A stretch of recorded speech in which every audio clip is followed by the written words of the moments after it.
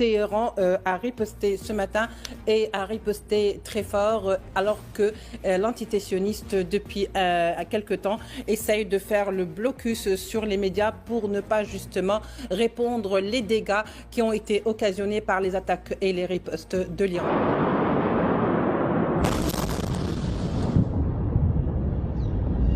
פה עמדתי, תראי כל הדלת עפה עליי, אליי.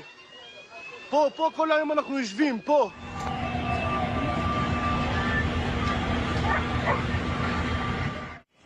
Les scènes apocalyptiques que vous voyez ont eu lieu à Tel Aviv dans les territoires palestiniens occupés. Des sirènes qui ne cessent de retentir et une population qui s'entasse dans les abris souterrains. L'expression de la légitime défense iranienne plonge l'entité sioniste dans un état de sidération. Un véritable traumatisme dû à la 14e salve de frappes lancées par l'Iran en riposte à l'agression sioniste. Des frappes qualitatives opérées par l'armée iranienne qui a utilisé des missiles de pointe selon l'agence Fars.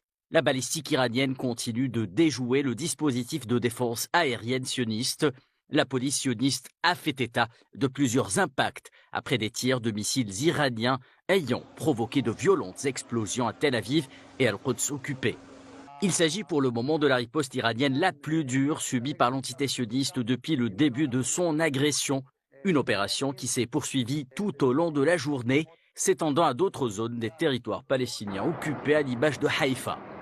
Alors que les attaques sionistes sur Téhéran et ses environs se poursuivent également du côté sioniste, l'onde de choc psychologique est grande face à une résilience iranienne de plus en plus surprenante pour l'état-major et la population sioniste, sans cesse trompée par une propagande qui n'est que le fruit de l'arrogance d'un gouvernement engagé dans une fuite en avant et qui s'écroule comme un château de cartes, risquant d'infliger à l'agresseur une défaite militaire et diplomatique à laquelle il ne s'attendait pas.